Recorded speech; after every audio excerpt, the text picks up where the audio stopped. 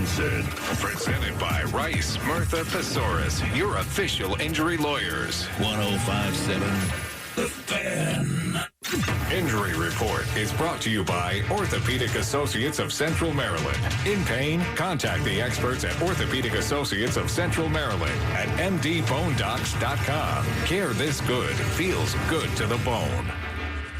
Injury Report.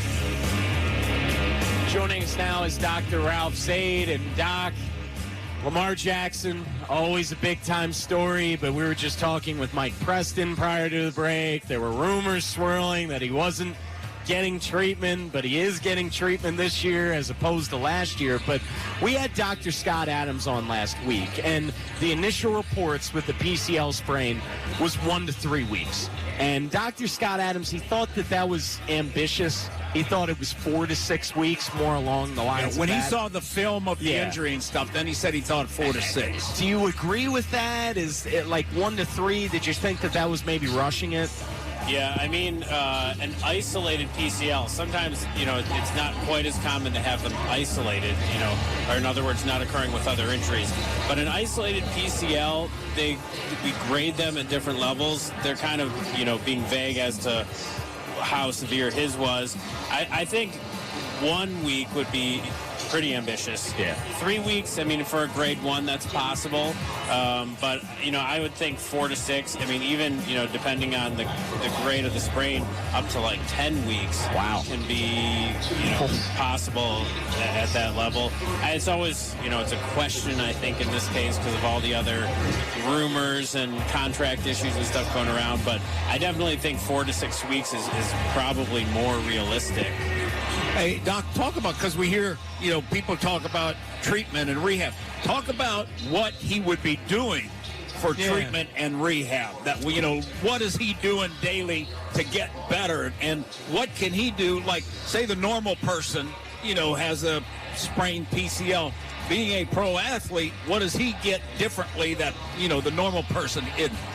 I mean, a lot of it is sort of, muscle training, your quads, your hamstrings, preventing your lower legs from kind of being pushed back and restraining the ACL as you're doing it.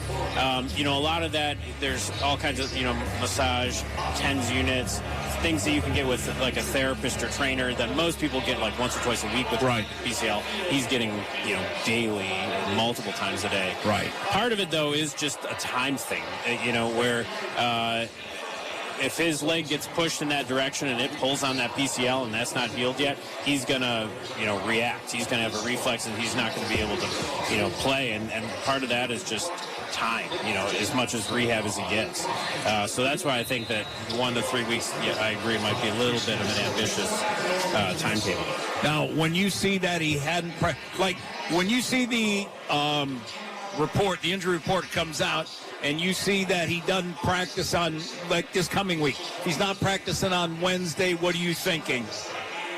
I think if he's not, especially with, playoffs and everything, if he's not practicing on Wednesday, I think, it's probably going to be like another week at least that he's probably not going to be able to come back because, he's got to recover from like a functional standpoint as well. Yeah.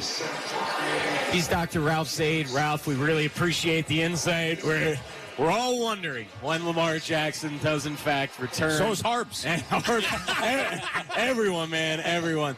On the other side, the inactives come out. We'll give you who is not going to play for the Ravens. We're also going to climb the depth chart. Marcus Peters, he's not going to play. Brandon Stevens, come on down. What does that mean for the Ravens defense? We'll tell you on the other side. We are an hour and 40 minutes away.